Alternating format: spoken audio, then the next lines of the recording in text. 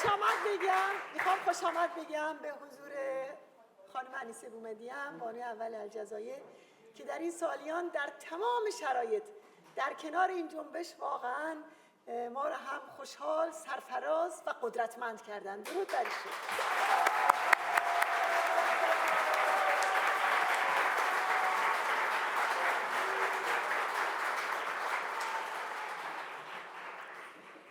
Madame la Présidente, Mesdames, Messieurs, chers frères et chères sœurs, c'est une évidence même de dire combien cette nouvelle nous a réjouis, nous a donné un nouvel espoir. Parce que nous avons fait depuis le début le chemin avec vous et nous avons été à même de constater combien cette route était dure, pénible, combien de courage il fallait, combien de souffrances vous avez endurées. Et nous aussi, on était à vos côtés et on souffrait pour vous. Il y a eu tout dans l'histoire de la résistance iranienne.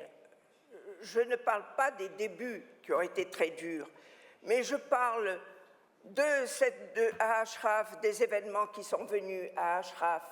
Et puis après ce transport à Liberty où les conditions étaient encore bien plus déplorables, cette médiocrité, cette bassesse des gouvernants irakiens en particulier depuis 2003, nous avons vécu tout cela. Nous l'avons vécu, je ne veux pas dire de près parce qu'on n'était pas là-bas sur place, mais c'est comme si nous y étions, parce que nous avons connu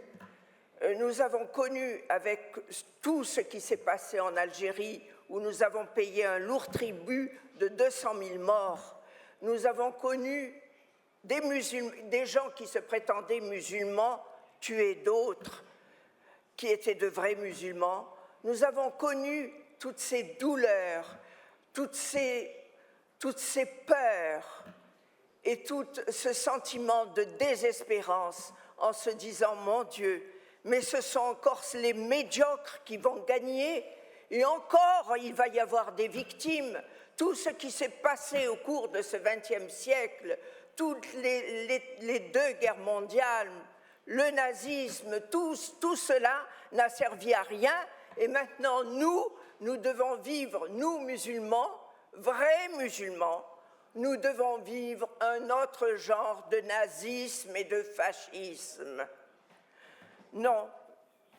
Mais, Madame Rajavi, vous êtes, je trouve, une femme merveilleuse. Merveilleuse par votre courage, par votre résistance, par votre endurance, parce que jamais, jamais vous n'avez baissé les bras. Et à chaque combat, vous vous releviez et vous disiez « Mais non, on va gagner ». Et en effet, comme le disait si bien Monseigneur, nous aussi, on dit « On a gagné avec vous, même si on n'était pas sur le terrain ». Et chaque fois, pour nous, c'était une nouvelle joie. Et puis, Madame, permettez-moi de vous dire, vous avez une qualité que je trouve extraordinaire, parce que beaucoup de politiques en manquent.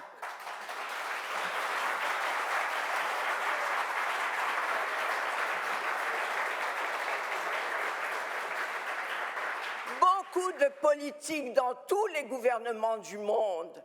Et nous en avons assez de cette hypocrisie internationale.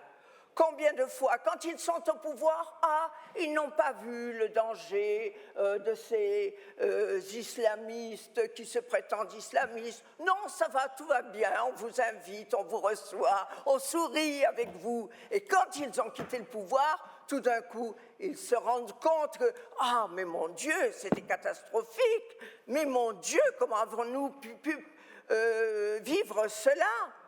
Alors, cette hypocrisie, Madame, vous ne l'avez jamais eue. Et je pense que vous ne l'aurez jamais. C'est pour ça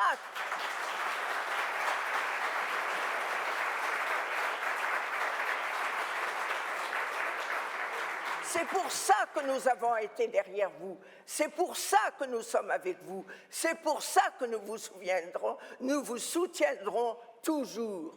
Parce que vous êtes une personne qui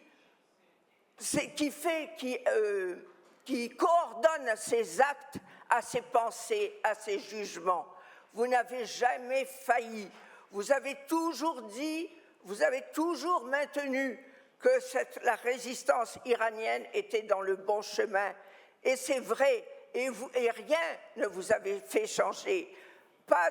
Ni la corruption, ni les avantages du pouvoir pour lesquels beaucoup de gens veulent être présidents juste pour jouir des avantages et non pas des inconvénients. Vous avez toujours été, comme on dit, droite et bien.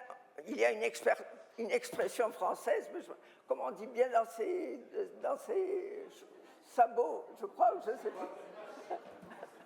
Voilà, toujours. Et c'est ça, madame, qui vous honore. C'est ça qui honore la femme iranienne et la femme tout court. Parce que je pense que tout le monde et tous les peuples en ont assez de ces politiques. Parce que ce n'est pas seulement que les présidents, c'est aussi les ministres qui sont autour. Tout le monde en a assez. Il faut trouver dans ce XXIe siècle une nouvelle manière de gouverner. Cette nouvelle manière de gouverner, c'est d'être à l'écoute du peuple, à l'écoute des modestes et des humbles, d'être à leur côté et aussi d'être parfaitement honnête dans leurs déclarations. Parce que nous sommes aujourd'hui à votre côté parce que nous sommes pour ce succès-là et que nos amis iraniens vont pouvoir avoir une vie un peu décente, mais nous savons très bien aussi que nous sommes à un tournant très dangereux de ce XXIe siècle. Peut-être, Dieu sait si le siècle précédent a été dangereux, il y a eu énormément de morts, mais peut-être que ce siècle-là, et que Dieu nous en préserve, Dieu que je remercie, et que Dieu nous en préserve, et qu'il ait pitié de nous tous, que ce qui nous menace soit vaincu. Mais la menace est là, il ne faut pas l'ignorer.